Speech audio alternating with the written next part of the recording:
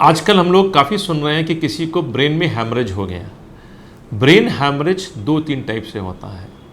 एक होता है जिसको बोलते हैं कि बीपी बढ़ गया और जिसमें रक्त और ब्लड वेसल फट गई, जिसको हम लोग इंट्राक्रेनियल हैमरेज बोलते हैं। एक दूसरा टाइप का होता है जिसको हम लोग एन्यूरिज्म बोलते हैं, जिसमें ब्लड वेसल्स के अंदर जो है उनकी वॉल में एक बलून है, गुब्बारा है, गुच्छा जैसे बन जाता है, जो रप्चर करता है, जिसकी वजह से ब्रेन में हैमरेज होता है, जिसको सबअरेक्नॉइड हैमरेज कहते हैं। ये दोनों कॉमनेस्ट कॉज हैं ब्रेन में हैमरेज होने के। एक अलग टाइप का भी होता है जो यूजुअली चोट के साथ होता है, जिसको सबड्यूरल हैमरेज या एक्स्ट्राड्यूरल हैमरेज बोलते हैं। आज हम इनके बारे में ना बात करके केवल ब्रेन एरिज्म की वजह से जो सबअरेक्नॉइड हैमरेज होता है उसके बारे में बात करते हैं। तो पहला सवाल आता है कि ये एन्यूरिज्म होता क्या है। जैसे नॉर्मली ब्रेन के अंदर जो ब्लड वेसल्स होती हैं, जो खून की वेसल्स होती हैं, वो एक पर्टिकुलर डायरेक्शन में, एक पर्टिकुलर स्पेस में, जिसको सबअरेक्नॉइड स्पेस बोलते हैं, ये एक झिल्ली होती है जो ब्रेन ब्लड वेसल्स अराउंड होती है, उसमें पूरा ब्लड फ्लो करता रहता है। कई बार बीपी ज़्यादा होने की वजह से, कई बार कुछ कंजेनिटल प्रॉब्लम होने की वजह से इनकी जो वॉल होती है ब्लड वेसल की, वो थोड़ी सी वीक हो जाती है और उसके बीच में एक गुच्छा या गुब्बारा जैसा निकल आता है, जिसको एन्यूरिज्म कहते हैं। जब ये एन्यूरिज्म फट जाता है, जिसकी कई सारी वजह हो सकती हैं, जिसमें सबसे कॉमनेस्ट होता है कि बीपी बढ़ जाना, तो वो ब्रेन हैमरेज को हो जाता है, जो कि काफ़ी लाइफ थ्रेटनिंग या जानलेवा हो सकता है। इस टाइप के हैमरेज को हम लोग subarachnoid haemorrhage because of aneurysmal bleed, क्योंकि एन्यूरिज्म की वजह से इसको एन्यूरिज्मल ब्लीड बोलते हैं। इस सबअरेक्नॉइड हैमरेज का या इस एन्यूरिज्म ब्लीड के लक्षण क्या होते हैं? नॉर्मली जो होता है जब भी ये हैमरेज होगा, इतना तेज सिर में दर्द होता है कि मरीज बोलता है कि साहब ऐसा सिर में दर्द हमको लाइफ में कभी नहीं हुआ। तो the first thing the patient will say it is the most severe headache, also called a thunder clap headache, जो पेशेंट ने अपनी जिंदगी में पहली बार महसूस किया होगा। वो पेन इतना सीवियर होता है, पूरे सिर में हो सकता है और गर्दन में भी जा सकता है, जिससे गर्दन के मूवमेंट में आपको पेन होना शुरू हो जाएगा।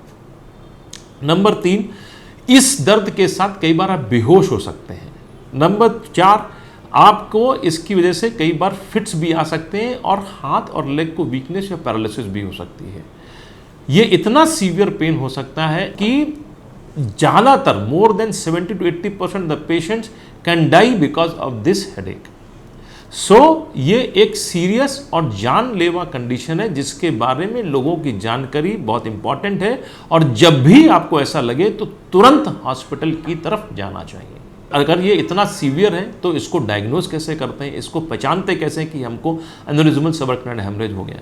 नंबर 1, इसमें हम सबसे पहले सीटी स्कैन करते हैं। सीटी स्कैन में सबसे पहले हम देखते हैं कि ब्रेन में ब्लड कहाँ पर है। वो जो सीटी स्कैन में ब्लड होता है वो एक पर्टिकुलर लोकेशंस में होता है, जिससे हमको लगता है और डाउट आता है कि हाँ, ये एन्यूरिज्मल ब्लीड हो सकता है। तो ये एक ऐसा कंडीशन है जिसमें तुरंत हम सीटी स्कैन करते हैं और ब्रेन में ब्लड को आइडेंटिफाई करते हैं।